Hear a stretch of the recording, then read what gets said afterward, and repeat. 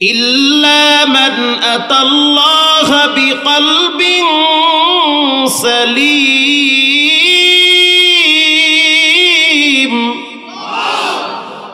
কিয়ামতের ময়দানে মাল কাজে আসবে না, সন্তান কাজে আসবে না, সম্পদ কাজে আসবে না, একমাত্র হিংসা মুক্ত, অহংকার মুক্ত যেই আত্মাটা নিয়ে রবের সামনে দাঁড়াবেন ওটাই কাজে আসবে।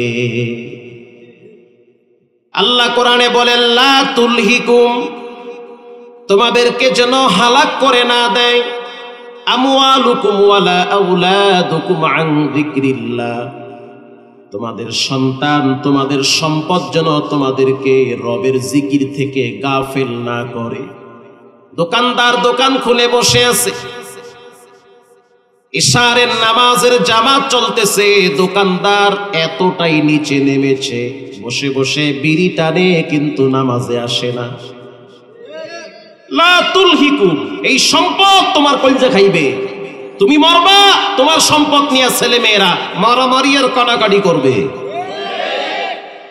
করে তো, আপনি কইলেও ঠিক না কইলেও ঠিক। যেই সম্পদের প্রতি রবের রহমতের নজর নাই, ওটা বান্দার জন্য নিয়ামত হয় না, বরং গজবের কারণ হয়ে যায়। আপনার সম্পদ আছে কিন্তু ছেলে মেয়েগুলা যদি দিনদার না হয়, বিশ্বাস করেন আপনার মৃত্যুর উপরে সন্তানরা দুই একদিন কাঁদবে, এরপরে আপনার সম্পদ নিয়ে তাদের ভিতরে কখনো কখনো মারামারি লেগে যাবে। আল্লাহ রাব্বুল আলামিন বলেন, লা তুলহিকুম, তোমাদেরকে যেন হালাক করে না দেয়।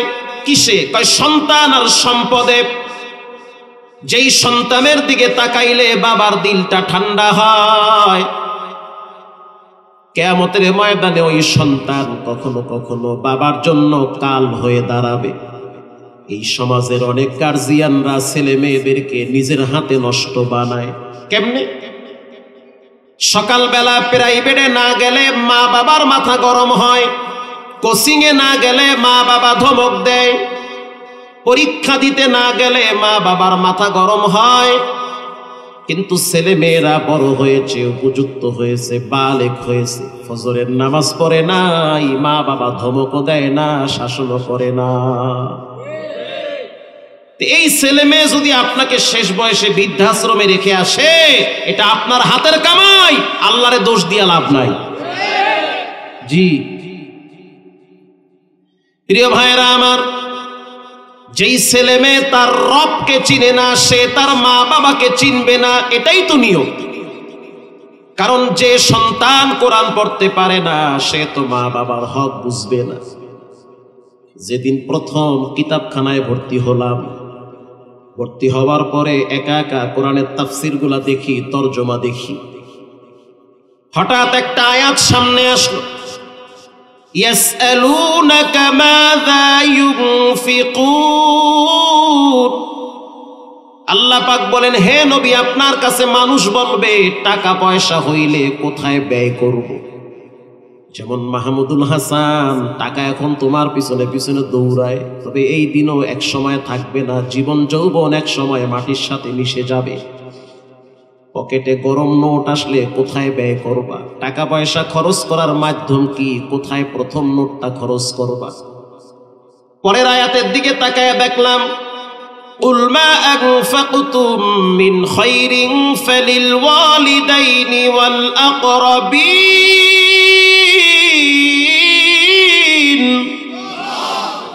টাকা পয়সা ব্যয় করার প্রথম খাত হলো মা আর বাবা। সুবহানাল্লাহ বলেন। যখন এই আয়াতটা পড়লাম তখন দিলের ভিতরে গেঁথে গেল, টাকা পয়সা ব্যয় করতে হবে মা বাবার কদমে। আপনাকে আল্লাহ টাকা পয়সা দিছে, আপনার মায়ের মনে চায় আপনার থেকে কিছু টাকা নিয়ে নিয়ে গরিব অসহায় বোনটারে দিবে, এটাও যেমন সত্য, রাগ করবেন না। আল্লাহ পাক আর একজনের উসিলায় আপনারে চালাইতেছে। একজন সাহাবী এসে বলে, হুজুর, আমার ভাই কোনো কাজ কাম করে না, আমার ঘাড়ে উঠে খালি খায়। রাসূলুল্লাহ বলে, ওই অসহায় দুর্বল ভাইয়ের উসিলায় আল্লাহ তোমারে রিজিক দেয়। আল্লাহু আকবার বলেন। এই অসহায় দুর্বল ভাইটার উসিলায় আল্লাহ তোমারে রিজিক দেয়। এ যদি না থাকতো এত রেজেক তোমারে দিত না। এর উসিলায় আল্লাহ তোমারে চালায়। পৃথিবীর ভিতরে সর্বোত্তম রেজেক হলো সুস্থ থাকা। আল্লাহু আকবার। অসুস্থ ব্যক্তিগুলার দিকে যদি তাকান তখন মনে হবে আপনার রব আপনারে কি পরিমাণ ভালো রাখছে। মুগদা মেডিকেলে গিয়া দেখলাম কিডনি ড্যামেজ হয়ে পড়ে আছে, চিকিৎসার জন্য টাকা নাই। এমন একটা চিৎকার মারছে মনে হয় যেন আকাশ বাতাস ভারী হয়ে যায়। গাড়ি অ্যাক্সিডেন্টে হাত পাও ভেঙ্গে পঙ্গুতে পড়ে আছে, চেহারায় হাসি নাই, রক্তাক্ত চেহারা নিয়ে পড়ে আছে। আল্লাহ আপনাকে যে সুস্থ রাখছে শুকর আদায় করেন। উত্তম রেজেক আল্লাহ আপনাকে দিয়েছে। উত্তম রেজেক হলো সুস্থ থাকা। অসুস্থ ব্যক্তিকে বইলেন কেমন আছেন, যার শারীরিক অনেক প্রবলেম, তার কাছে গিয়ে একটু বইসেন, জিজ্ঞেস করেন কেমন আছেন। যেই যুবকটার ক্যান্সার হয়েছে, যে চোখ দিয়ে মৃত্যু দেখে, ওর কাছে বইসেন, বুঝবেন আপনার রব আপনাকে কত ভালো রাখছে। সুবহানাল্লাহ বলুন। প্রিয় ভাইরা আমার, এজন্য ছেলে মেয়েদেরকে কোরআন শিখান। কমপক্ষে 3 বছর নুরানি খানায় পড়াবেন, এরপরে আপনি জাগতিক শিক্ষা দেন। কারণ কাঁচায় না লইলে বাস, পাকলে করে ঠাস ঠাস। একটা গাছ যদি বেঁকা করে লাগান, 30 বছর পর ওই বেঁকা গাছটা আপনি সোজা করতে পারবেন? সবাই মিললে যদি সোজা করতে যান হইবে, আপনি সোজা হইয়া যাইবেন, গাছ সোজা হবে না। ঠিক তেমনি ভাবে বাচ্চারা হলো কাদার মতো। কাদা ওয়ালের ভিতরে যেমনে লাগাবেন তেমনে লাগবে, কাদারে যেমনে ব্যবহার করবেন তেমনে হবে। কাদা দিয়ে আপনি পাইলা বানান, হরা বানান, কাদা দিয়ে আপনি বল বানান, কাদা দিয়ে আপনি কত কিছুই না বানান। সেম একই কাদা যখন পাইকে যায়, শক্ত হয়ে যায়, ওই কাদাটা যদি আপনি ওয়ালে লাগান, ওয়ালে লাগবে না। ওটা ওয়ালে মারলে উল্টা আপনার নাকে আঘাত করবে।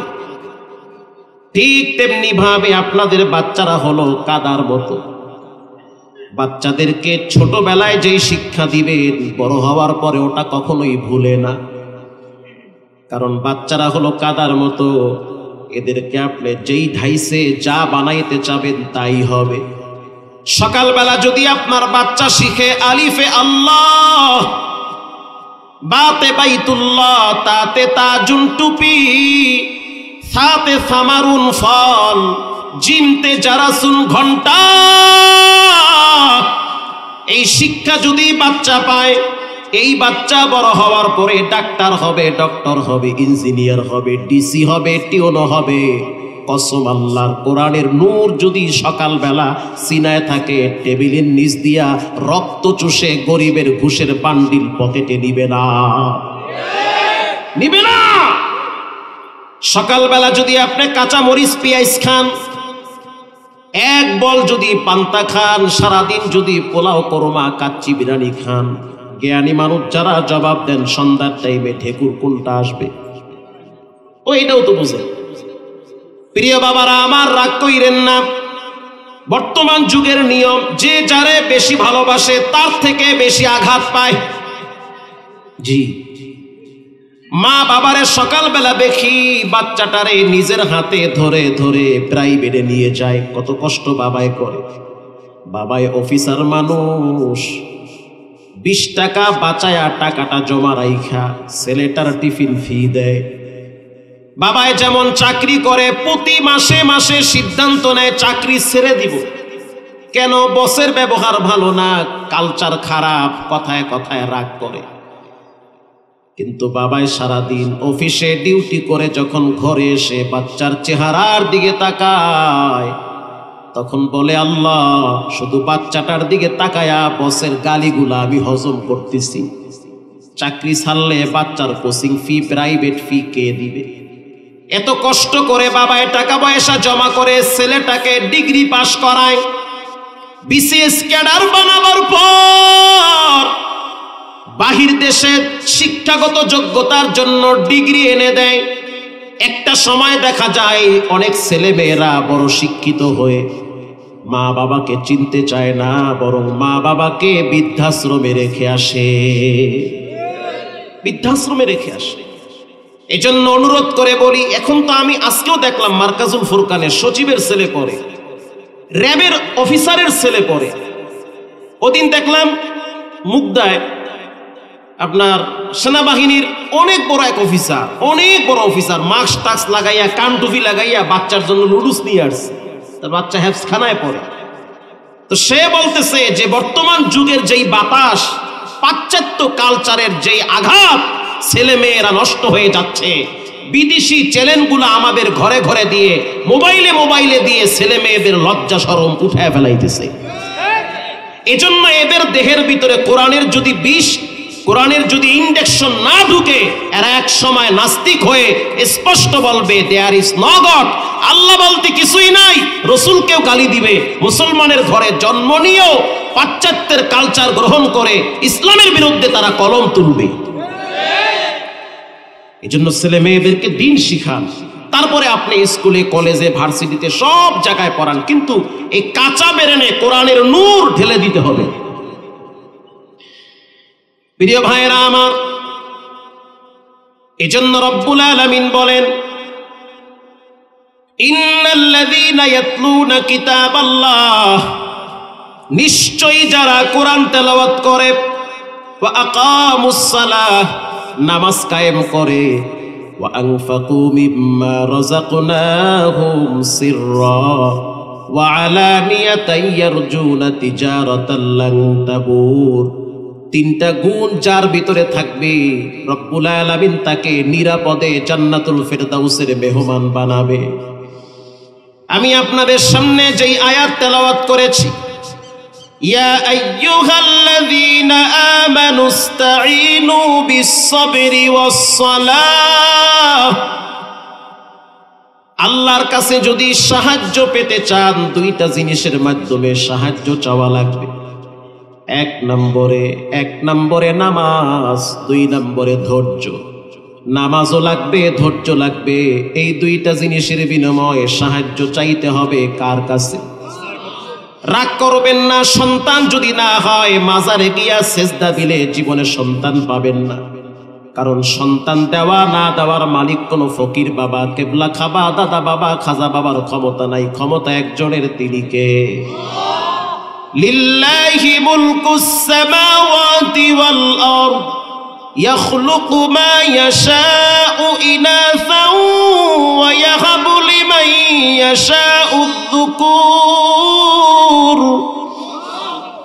সন্তান কাউকে আল্লাহ মেয়ে দেয়, কাউকে ছেলে দেয়, কাউকে ছেলেও দেয় না, কাউকে মেয়েও দেয় না, যা ইচ্ছা তাই করে। কাউকে প্রতিবন্ধী দেয়, কাউকে সব ঠিক রাখে, কিন্তু বাক স্বাধীনতা দেয় না, মানে বাক প্রতিবন্ধী বানায়। বলেন এই সব কিছু করণেওয়ালার জাত একজন, তিনি হলেন কে? আল্লাহর কাছে সাহায্য চান। আল্লাহর কাছে সাহায্য চাইলে তিনি বান্দারে কখনো ফিরাইয়া দেয় না। পৃথিবীর সমস্ত নবীরা রবের কাছে সাহায্য চেয়েছে। আপনার আমার একজন পরিচিত নবী, আপনার আমার বাবা আদম নবী, আল্লাহ যখন তাকে জান্নাত থেকে বের করে দিলেন দুনিয়ায়, একদিন আর 2 দিন না, বছরকে বছর তিনি চোখের পানি ছেড়ে কেঁদেছে। কানতে কানতে কানতে কানতে আদম নবীর গালে দাগ পড়ে গেছে। কারণ আদম নবী তো চোখ দিয়া জান্নাত জাহান্নাম দেখছে, আল্লাহর আযাব সে চোখ দিয়া দেখে আসছে। তার ভিতরে আল্লাহর ভয় কম না বেশি? এবার রবের দরবারে 2 হাত তুলে কান্দা শুরু করছে। রব্বানা যালামনা আনফুসানা ওয়া ইল্লাম তাগফির লানা ওয়া তারহামনা লানাকুনান্না মিনাল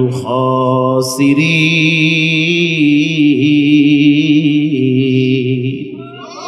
আল্লাহ, আপনি আমাকে মাফ করে দেন। আমার নফসের উপরে আমি জুলুম করছি, আমারে ধৈরেন না, শাস্তি দিয়েন না, আমাকে মাফ করে দেন। এটা আদম নবী আল্লাহর কাছে দোয়া করছে। নূহ আলাইহিস সালাম আল্লাহর দরবারে দোয়া করেছে, আল্লাহ আপনি আমারে ক্ষমা করে দেন। শুধু তাই নয়, ইব্রাহিম নবী তার বাবার জন্য দোয়া করেছে, সাআস্তাগফিরু লাকা রাব্বি ইন্নাহু কানা বি হাফিয়া। আয় আমার রব আমার আব্বারে মাফ করে দেন। আল্লাহু আকবার, আব্বারে মাফ করে দেন। কিতাবুজ যুহদ ইমাম আহমদ ইবনে হাম্বল লেখেন, দাউদ আলাইহিস সালাতু ওয়াস সালামকে রব্বুল আলামিন একদিন বলেন, দাউদ তুমি আমার ভয়েতে এত কেন কান্না করো? দাউদ নবীর চোখের পানিতে একটা বাগান হয়ে গেছে। আল্লাহ বলেন, দাউদ কি চাও? তোমারে তো আমি রাজত্ব দিয়েছি, অনেকগুলা বিবির স্বামী বানাইছি, সন্তান দান করেছি, সম্পদ দিয়েছি, এরপরও কেন কাঁদো? কি চাও?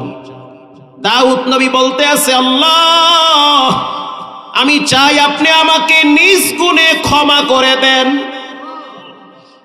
শুধু তাই নয়, মুসা আলাইহিস সালাম রবের দরবারে বলেন, ইন্নী তুবতু ইলাইক, আয় আমার রব আমি আপনার কাছে তওবা করতেছি।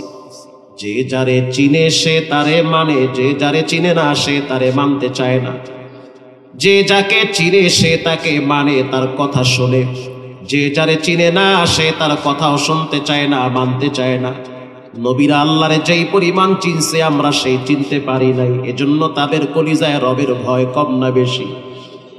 ইউনূস আলাইহিস সালাতু ওয়াস সালাম যখন মাছের পেটে গেলেন, তখনও তিনি রবের দরবারে চাইছে, লা ইলাহা ইল্লা আনতা সুবহানাক ইন্নী কুনতু মিনাজ জালিমিন। আয় আল্লাহ আপনি আমাকে মাফ করে দেন, আমি আমার নফসের উপরে জুলুম করেছি। আল্লাহ বলেন, ফাস্তাজাবনা লাহু ওয়া নাজ্জাইনাহু মিনাল গাম ওয়া কাযালিকা নুনজিল মুমিনিন। এভাবে যদি আমার কাছে বিপদে পড়ে চাও, সাহায্য চাও, বলেন বিপদ উদ্ধার করে দিবেন কে? শুধু তাই না, আপনার আমার প্রিয় নবী সে রবের কাছে কেমনে চাইছে শুনেন। অন্ধকার রাত, মা আয়েশা বলেন, আমি আর নবী একই বিছানায় শুয়ে আছি, হঠাৎ আমার হাতের ভিতরে মনে হইতে আছে পানি আজ করলাম। মা আয়েশা বলেন, বুখারীতে আসছে, আমি মনে করলাম মস্কের পানিগুলো বুঝি বায়া বায়া পড়তেছে, কিন্তু তাকায়া দেখলাম মস্কের পানি পড়ে নাই, মস্কের পানি ঠিক আছে। আমি ঘুম থেকে জাগ্রত হয়ে তাকায়া দেখতেছি রহমাতুল লিল আলামিনের চোখের পানি বায়া বায়া বায়া বায়া বায়া বায়া পড়তেছে, আর ওই পানি আইসা আমার হাতে লাগছে। আমি তখন উযু বানাইয়া আবার ঘরে প্রবেশ করলাম। এরপরে আমি তাকায়া দেখতেছি আল্লাহর হাবিব সিজদায় পড়ে চোখের পানি ছেড়ে কান্দে। আমি আয়েশা টেনশনে পড়ে গেলাম, রাসূলুল্লাহ পা নাড়ায় না, বডিও নড়ে না। আমি মনে করলাম জানান্তু হাত্তা কাবদাতার রূহাহু, হয়তো আল্লাহর নবী সিজদার ভিতরে মারা গেছে। আমি আয়েশা রাসূলুল্লাহর পায়ের ভিতরে আস্তে করে একটু লাগাইলাম, দেখলাম রাসূলুল্লাহ পাটা নাড়া দিয়েছে। এরপরে মাথা উঠাইল, এরপরে লম্বা সময় বসে বসে বিভিন্ন তাসবিহ পড়ল। এরপরে রাহমাতুল লিল আলামিন ডানে বামে সালাম ফিরাবার পর আমি তাকায় দেখলাম রাসূলুল্লাহর চোখে অশ্রু বায়া বায়া, দাড়ি ভিজে, জামা ভিজতেছে। আমি প্রশ্ন করলাম, মা ইউবকিকা ইয়া নবিয়াল্লাহ, কেন কাঁদেন, কি হয়েছে? আল্লাহ আপনার পিছনের সব গুনাহ মাফ করে দিয়েছে, সামনেও কোনো পাপ নাই, পিছনেও কোনো পাপ নাই, আপনি বেগুনাহ মাসুম। তারপরও আপনি কেন এত ভীত সন্ত্রস্ত, আপনি কেন এত টেনশন ফিল করেন? আল্লাহর নবী বলেন, আফালা কুনু আবদান শাকুরা, আমি কেন আল্লাহর শুকরগুজার বান্দা হব না? আয়েশা শুনে নাও, আমি আমার রবকে যেই পরিমাণ চিনি তোমরা ওই পরিমাণ চিনো না। আল্লাহর ডরে আসমান জমিনও কান্দে। আল্লাহু আকবার। এজন্য আল্লাহর কাছে সাহায্য চান। ইস্তাঈনু বিস-সাবরি ওয়াস-সালাহ। হে যুবক, যতই বিপদে পড়ো নামাজ ছাড়া যাবে না, যত পাপ করো নামাজ ছাড়া যাবে না। যেই বন্ধু বান্ধব নামাজ পড়ে না ওদের সাথে উঠা বসা কমায় দিতে হবে। যেই বন্ধু বান্ধব তোমার মোবাইলে খারাপ ছবি পাঠায়, তোমারে বলে বান্ধবীর সাথে কদ্দুর লাইনা গাইছো, মনে করবা সে বন্ধু না, বন্ধুর ভেসে দুশ্মন। যে বন্ধু বান্ধব তোমারে পাবজির দিকে ডাকে, ফ্রি ফায়ার আর টিকটকে ডাকে, সে বন্ধু না, তোমার বংশে চুলকানি লাগাইতে চায়, তোমার আব্বার সম্মান নষ্ট করবে। যেই বন্ধু বান্ধব তোমাকে খারাপ ছবির দিকে ডাকে, যেই বন্ধু বান্ধব তোমাকে মসজিদ থেকে দূরে সরায়া দেয়, কসম আল্লাহর, আজ বুঝবা না বুঝবা কাল, কপাল থাবড়াবার দিবাগা।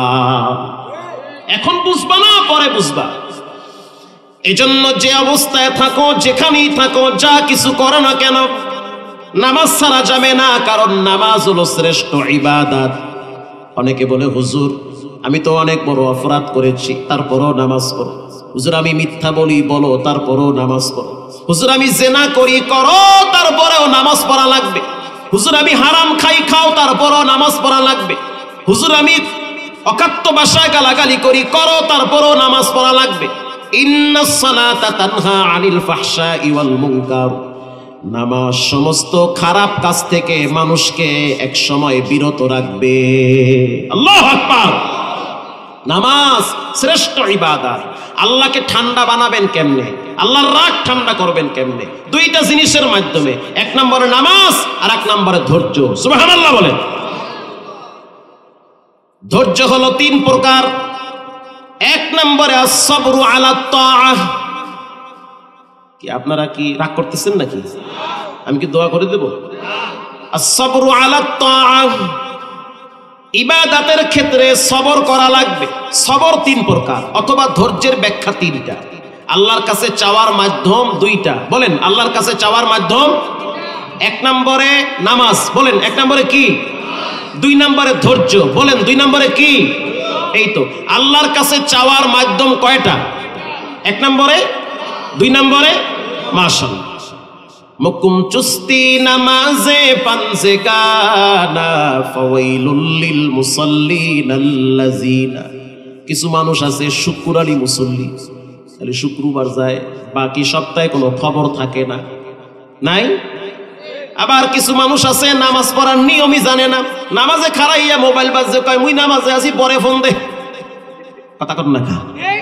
জি, সে তো নিয়মিত নামাজ পড়ে না, নামাজে কোন কোন কারণে নামাজ ভাঙে সে তো জানে না, তার দোষ নাই, তার সে জানে না সে। আবার এমন নামাজিওয়ালা আছে যখন মরার ডর আহে তখন নামাজ ধরে।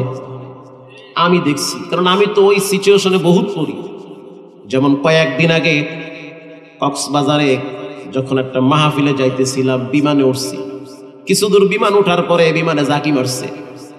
বিমানে ওঠার পরে দেখতে আসি মাইয়ারা পোলারা ধুমায় ছবি তোলে, কেউ হাসে, কেউ ছবি তোলে, কেউ নানান রঙে ঢঙে তালে মালে চলে। বিমানে উঠছে, শ্বশুরবাড়ি বিমান, পুরো বিমান মাথায় লইছে। একটু পরে যখন দেখলাম ঝাঁকি মারছে, তখন তো ও মাই গড, কথা কন না কার? এরপরে দেখলাম একজনে ব্যাগের ভিতরে হাত দিয়া কয় দেখি টুপি আসেনি, মরা তো লাগবে, টুপিতে লইয়েই মরি। আর একজনে কয় কি ও স্যার নামাজ পড়ার সুযোগ আছে এখানে? ও আল্লাহ কয় কি? তার মানে যখন মরার ডর চাপে তখন নামাজ খোঁজে, যখন সুখে থাকে তখন নামাজের খবর নাই, বিড়ি নিয়ে দৌড়ায়। এটাই বাস্তব।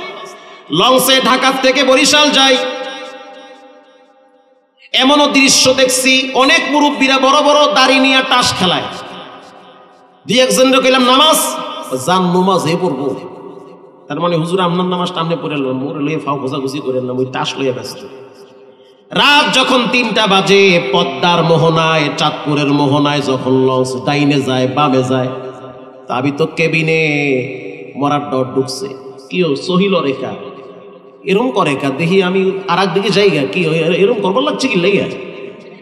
একটু পরে দেখতেছি নিচ দিয়া, ওরে বাবা, বড় বড় তসবি লইয়া ওই চাচারা উপরে উঠছে। ওইটা কয় সব্বি আলা সব্বি আলা। কেন এমনটা করে? এর একটা কারণ হলো এতক্ষণ নামাজ পড়া নাই, যেই মনে করছে লঞ্চ বুঝি ডুব দিয়ে আছে, তুফানে বাড়ি মারছে, মরা লাগবে, তো মরার আগে তসবি টসবি লইয়াই মরবি। তার মানে ফেরেশতা আজরাইল, মুই কিন্তু ভালো মানুষ, এই তসবি লইয়া আইছি, ফাও মরে বাটাম ফাটা দিও না। ঠিক না বে ঠিক? এটাকে বলে মরার নামাজ। গত বছর ডিসেম্বরের 1 তারিখে ঢাকায় একটা ভূমিকম্পের ধাক্কা মারছিল। ফজরের নামাজ পড়লাম সাভার বেবি স্টার মসজিদে।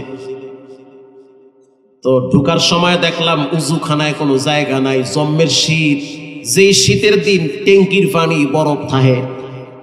কয় হুজুর হুজুর, ওই মানুষ তো উজুই করে না, তো ওই পানি 7 দিনের পানি জমা থাকে, উজুই করতে চায় না। তাও ফজরের টাইম, উজুখানায় জায়গা নাই। এত মুসল্লি কোথা থেকে আসলো? গিয়া দেখলাম এমনও যুবক দেখা যায় যার চুল 13 আইটেমের কাটছে। 13 আইটেমের চুল কাটা ফাটি কি ফজরের টাইমে মসজিদে আইবে? আর 3টে পর্যন্ত তাহাজুদ করে আমরা ঘুম দেয়। খাদেমরা বললাম, কিও খাদেম সাহেব, এই কোয়ালিটির মুসল্লি কইতে এলো? আজকে কি মসজিদে কি বিরিয়ানি টিরিয়ানি আসেনি? হুজুর বিরিয়ানি নাই, ভূমিকম্পে ধাক্কা মারছে, ঘরটা লড়ছে, চিন্তা করছে মরমু তো মরমু, মসজিদে গিয়ে এই মরি। এরে কয় মরান নামাজ। বলেন এরে কি কয়? মরান নামাজ। ও মুসলমান আল্লাহর বান্দারা শুনে নেন, এই মরান নামাজ পড়লে হবে না। সাল্লু কামা রাআইতুমুনি উসাল্লি, রাসূলুল্লাহ যেভাবে নামাজ পড়ছে সেভাবে নামাজ পড়া লাগবে। মৃত্যুর আগ পর্যন্ত নামাজ আঁকড়ে ধরা লাগবে। লঞ্চের ভিতরে থাকলেও নামাজ পড়া লাগবে, গাড়িতে থাকলেও নামাজ পড়া লাগবে। পরিস্থিতি খারাপ, ইশারায় হইল সেজদা দেওয়া লাগবে, নামাজ পড়তে। 3 পণ্ডিত পদ্মা নদী পাড়ি দিবে। 3 পণ্ডিত, 3টাই পণ্ডিত। হঠাৎ দেখতে আছে নৌকা যাইবে ডাইনে, নৌকা যায় বামে, তার মানে স্রোত খুব দ্রুত চলতেছে। এবার 3 পণ্ডিত সিদ্ধান্ত নিল, আমরা মনে হয় ওপারের চেহারা দেখবো না, কেমনে ওপার যাব। 3 জনে চিন্তা করতে আছে জীবনের শেষ নামাজটা মাগরিবের নামাজ পড়া ফেলা, কারণ একটু পরেই তো সন্ধ্যা হয়ে যাবে, রাত হয়ে যাবে। আর তুফান যেইভাবে বাড়তেছে, কোন মাছের পেটে আনবো কল্লা যায় আল্লাহই জানে। অতএব জীবনের শেষ মাগরিবের নামাজ পড়াল। 3 জনে বুদ্ধি করলো, হ্যাঁ পড়ুন, তবে ইমামতি করবে কেটা? কাজে বেশি ফটর ফটর করে হেডের সামনে দিয়ে আছে না কিছু পণ্ডিত, যাও সামনে যাও। এবার আল্লাহু আকবার, আলহামদুলিল্লাহি রাব্বিল আলামিন, সূরা ফাতিহা স্টার্ট দিস। পিছনে 2 জনে দাঁড়াইছে, এরাও কিন্তু পণ্ডিত, এরাও শুক্র আলী মুসল্লি, জুমার দিন মুসল্লি। আল্লাহু আকবার। সামনে যে খাড়াইছে সে প্রথম রাকাতে সূরা কাফিরুন স্টার্ট দিছে, কুল ইয়া আইয়ুহাল কাফিরুন, জরে বক মরে ফকিরের। তো যখন কইছে কাফিরুন, তুফানে মারছে আরো জোরে বাড়ি।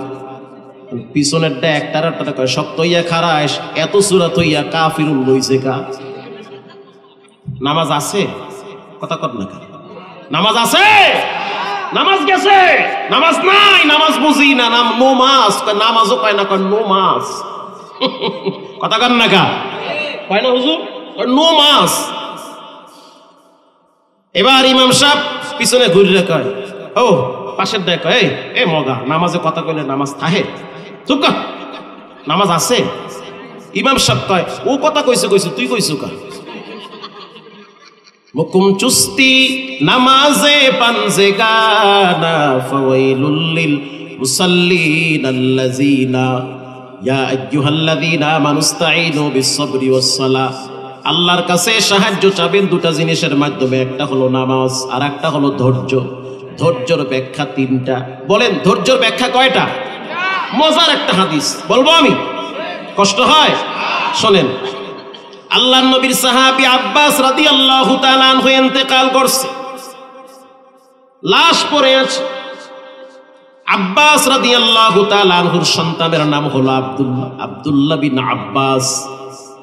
এবার সন্তান বাবার লাশের সামনে বয়া বয়া কান্দে। গ্রাম্য এক রাখাল আইসা বলতে আছে, খায়রুল লিল আব্বাস আজরুকা বাদাহু, আল্লাহু খায়রুম মিনকা লিল আব্বাসি। কান্দো কেন? তোমার বাপ। এই আওয়াজটা শোনার পরে সুবহানাল্লাহ জোরে কওয়ার জন্য রেডি আছেন তো? নেতার পিছনে তো ঠিকই স্লোগান দেন, একেবারে এই লঙ্গি মঙ্গি খুললে তাকবীর দেন জোরে, আর ওয়াজে বইলে ঠান্ডা হয়ে যায়। তোমার বাপ তোমাদের কাছে যেই কান্দো কে? তুমি কাঁদো কিসের জন্য? কি হয়েছে এত কান্দা লাগবে? তোমার বাপ মরছে, কি হয়েছে? কান্দো কি জন্য? তোমার বাপ খায়রুল লিল আব্বাস আজরুকা বাদাহু, আল্লাহু খায়রুম মিনকা লিল আব্বাসি। তোমার বাপ তোমাদের কাছে যেই পরিমাণ নিরাপদে ছিল, ভালো ছিল, তার চেয়ে আল্লাহর কাছে বেশি ভালো থাকবে। এটা বলার সাথে সাথে আব্দুল্লাহ বলতে আছে, আপনি কইলেন কি? এই কথা তো আমি কোথাও বুঝতে পাই নাই। কারণ তোমার চাইতে তোমার আল্লাহ তোমার বাপরে বেশি ভালোবাসে। তো তুমি এত কান্দো কা? ফেত কান্দনি বাদ দাও। খায়রুল লিল আব্বাস আজরুকা বাদাহু, ওয়াল্লাহু খায়রুম মিনকা লিল আব্বাসি। যাদের আব্বা মারা গেছে, মা মারা গেছে, অতিরিক্ত কান্দেন না, তবে হ্যাঁ কান্দা ভালো খারাপ। নামাজে দাঁড়ায় কাঁদেন, নামাজের পরে 2 হাত তুলে রবের দরবারে কাঁদেন। কারণ সন্তান যখন মা বাবার জন্য কাঁদে, চোখের ফোঁটা পড়ার আগেই মা বাবার কবরের আযাব মাফ হয়ে যায়, মাফ হয়ে যায়। প্রিয় ভাইয়েরা আমার, এবার তুমি ধৈর্য ধরো, কান্দো না। আচ্ছা ঠিক আছে, ধৈর্য ধরলাম। ও মুসলমান আল্লাহর বান্দারা, ধৈর্যের ব্যাখ্যা 3টা। 1 নম্বরে ইবাদতের ক্ষেত্রে ধৈর্য ধরা, সবরু আলা তাআ। যেমন এশারের নামাজ পড়ছেন, ফজরের নামাজ পড়া কি এত সহজ? সহজ? সহজই তো, তাইলে মসজিদে মুসল্লি ভরা থাকতো। ফজরের টাইমে মসজিদে মুসল্লি ভরে? ইমাম সাহেব কই আছে? আছে, ভরে ভরে ভরে না, মানে কম ভরে। আর যদি এলান দিত রাত্র 3টায় যে মহিষ দিয়ে বিরিয়ানি পাকানো হয়েছে, আহো, আইতো না? খালাম মারো আইয়ে বইয়া থাকতে বারান্দায়, যে মোরা কি অপরাধ করছি? প্রিয় ভাইয়েরা আমার, স্পষ্ট ভাবে শুনে নেন, সবর করা লাগবে ইবাদতের ক্ষেত্রে। এশারের নামাজ পড়ছেন, ফজর পড়তে হবে, ফজর পড়তে গেলে ধৈর্য লাগবে। কারণ ট্যাঙ্কির পানি ঠান্ডা, হাত দিলে মনে হয় হাত কাটতে যায়, ওরে আল্লাহ, ঠিক না বে ঠিক? জম্মের ঠান্ডা। কিশোরগঞ্জে ওয়াজে গেছি, বয়ান দিনের বেলা, রাইতে করছি, কই যেন যাইতে আছি, এখন জম্মের কুয়াশা, জম্মের শীত। এক মসজিদে নামাজ পড়বো, ভিতরে জানলা দিয়ে উকি দিয়ে দেখি মাত্র 2 জন। ইমাম সাহেব পিছনে আর এক চাচা, হে দেখি লড়তে পারে না, খাতা কথা লইয়া আইছে। আমরা গেছি উজু করতে, পানি ছাড়ছি, মনে হয় যেন হাত কাটতে যায়। বহুত কষ্ট করে নামাজ পড়ছি, পানি জান বাইরে যায়, এমন ঠান্ডা। আমার লগের দিকে হুজুরে কই আইছি, মোরা কি বরফের দেশে আইছি? এত শীত কে? আমি বললাম, যখন হাতে লাগাবা তখন মনে মনে খেয়াল করবা, আল্লাহ এই শীতের বিনিময়ে জাহান্নামের আগুন শরীর থেকে দূর করে দাও। নামাজের পরে ইমাম সাহেবরে কইলাম, হুজুর এত ঠান্ডা কা পানি, পানি কি উড়ান না? বাবা পানি উড়ান লাগে না, ওই গত সপ্তাহে উঠেছে, এইটা এখনো আছে। কে? মানুষ তো উজুই করে না। দেখছেন মুসল্লি কয়জন? কামুই আর এই সাজায় 2 জন। আপনি আইছেন তোমার মাসের বেতন কাছাই আইছেন, আমার না দেন আমি জন্মকি দেব, ঠিক না বে ঠিক? খবরদার ইমামদের সাথে খারাপ ব্যবহার করবেন না। ভালো লাগলে সম্মানের সহিত রাখবেন, ভালো না লাগলে ইজ্জতের সহিত বিদায় দিবেন। বেইজ্জতি করবেন না। আপনি বেইজ্জতি করবেন, আপনার ছেলে মেয়ে আপনাকে ঘরে ল্যাংটা বানায় ছাড়বে, ঠিক না বে ঠিক? খবরদার বেইজ্জতি করবেন না। প্রিয় ভাইয়েরা আমার, নামাজের ক্ষেত্রে সবর করা লাগবে। এই প্রসঙ্গে আমি আপনাদেরকে একটা হাদিস শোনাই। মান গাদা ইলাল মসজিদ, আল্লাহর রাসূল বলেন, কেউ যদি সকালে সন্ধ্যায় মসজিদে আসে আর যায়, আ'আদাল্লাহু লাহু নুজুলাহু মিনাল জান্নাতি কুল্লামা গাদা আও রাহা। আল্লাহর রাসূল বলেন, যে ব্যক্তি ইশা আর ফজর মসজিদে গিয়া পড়ে, তার জন্য রব্বুল আলামিন জান্নাতে দস্তারখানা বিছাইয়া তারে মেহমানদারি করাবে। ধৈর্য ধরে নামাজ পড়বেন। যুবক শুনে নাও, যতই কঠিন সিচুয়েশনে থাকো নামাজ পড়া লাগবে। কে পড়লো না দেখার টাইম পরে, আমাকে পড়তে হবে আগে। ধানমন্ডি এক মসজিদে প্রায় নামাজ পড়ি। বিশ্বাস করেন, ক্লাস 6 এর 7 এর ছাত্ররা মসজিদের প্রথম কাতারে ফজরের টাইমে দাঁড়ায় থাকে। আর সহ্য হয়ে যায় মুরব্বীরা, কি ব্যাপার আপনারা প্রথম কাতারে নাই? অবজালায় মোরা ঢুকতে পারি, অগ শক্তি বেশি। ফজরের নামাজের আজান হওয়ার লগে লগে আইয়ে বয়ে থাকে সামনে, অগ কইতেও পারে না তোরা পিছনে যা। আমি 2-1টা বাচ্চারে প্রশ্ন করলাম, ও সন্তান, শীতের ভিতরে আরামের ঘুম হারাম করে কম্বল ফালাইয়া প্রথম কাতারে আসলা, এই মানসিকতা কেমনে তৈরি হইল? ভালোবাসা কেমনে আসলো? বলে, হুজুর 2টা কারণ। নাম্বার 1, মা যখন ঘুম থেকে উঠে তখন আমাকে জেগে দেয়, জাগ্রত করে দেয়। শুধু মা জাগ্রত করে না, বাবা স্পষ্ট জানিয়ে দেয়, ফজরের নামাজ না পড়লে কোচিং মোচিং সব আগুনে পুড়ে ফেলামু, কোচিং মোচিং যা আছে সব পুড়ে ফেলামু। কষ্ট করে পয়সা কামাই, নামাজ পড়বো না, কোচিং প্রাইভেট কুতকুতানি ও চলবে না। কথা কন না খা, নামাজ পড়তে হবে। আর শেষ বয়সে আমারে বাটাম ফাটাতে বা তা হবে না। যেই সন্তান নামাজ পড়ে সে মা বাবার সাথে বেয়াদবি করতে পারে না।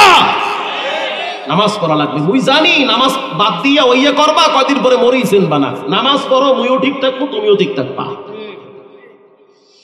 এজন্য বাচ্চা যারা আছেন নিয়মিত নামাজ পড়বেন, সন্তানদেরকে নামাজের কথা বলবেন, ইনশাআল্লাহ বলেন।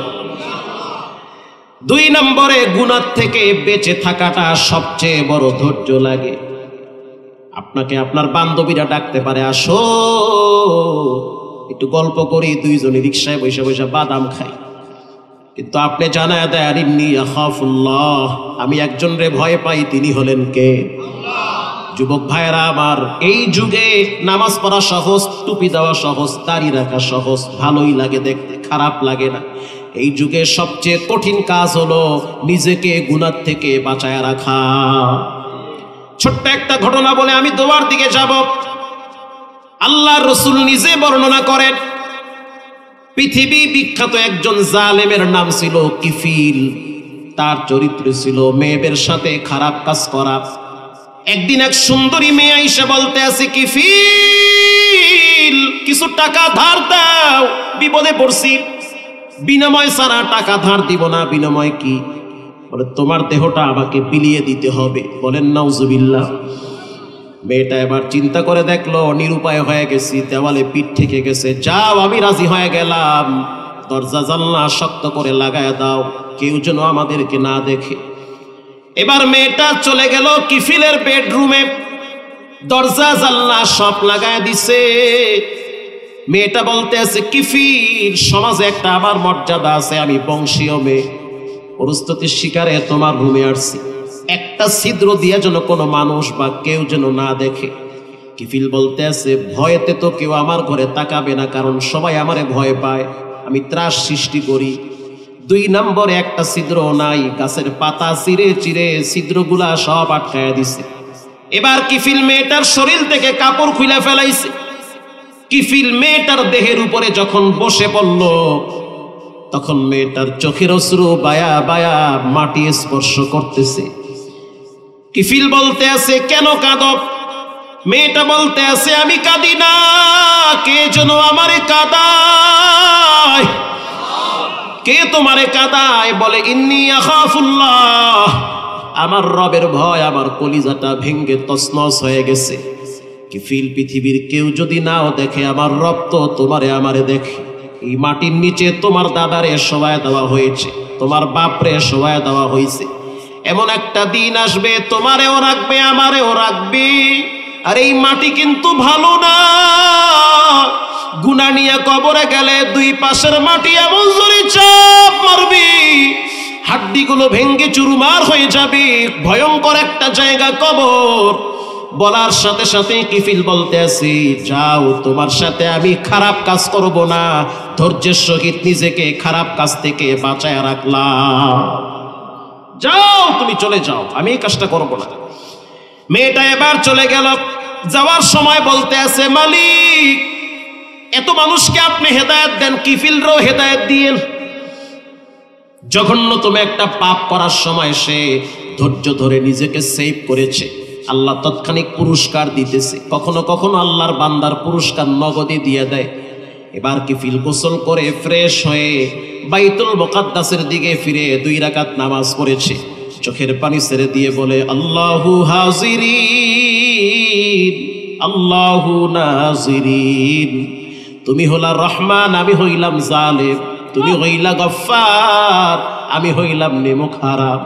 তোমার নুন খাইয়া আমি গুণ গাই নাই, তোমার দেওয়া নিয়ামত ভোগ কইরা আমি নাফরমানি করছি। হাওয়া বাতাস দিয়ে তুমি আমারে বাঁচায় রাখছো, কিন্তু আমি তারপরও খারাপ রাস্তায় ছিলাম। এখন আমি বুঝতে পারছি জাহান্নামের আগুন বড় কঠিন, কবরের শাস্তি বড় কঠিন। যদি আমারে ক্ষমা করে দাও আল্লাহুস সামাদ, তুমি কারো কাছে ঠেকা না, সবাই তোমার কাছে ঠেকা, চাইলে মাফ করতে পারো, চাইলে শাস্তিও দিতে পারো। আল্লাহ বলে, আজরাইল এই অবস্থায়, তওবা করা অবস্থায় তার জানটা কবজ করে ফেলো। জান কবজ হয়ে গেছে, নিথর দেহটা মাটিতে পড়ে আছে। এলাকার মানুষ বলতে আছে, কিফিল মারা গেছে, ওর কবরে লাশ রাখা হবে না, গাঙ্গে ভাসায় দাও। আল্লাহর এত মায়া, দরওয়াজার সামনে লেখা উঠায়া দিছে, কদ গফারাল্লাহু লিল কিফিল, পৃথিবীর মানুষ আমি রব কিফিলকে ক্ষমা করে দিয়েছি।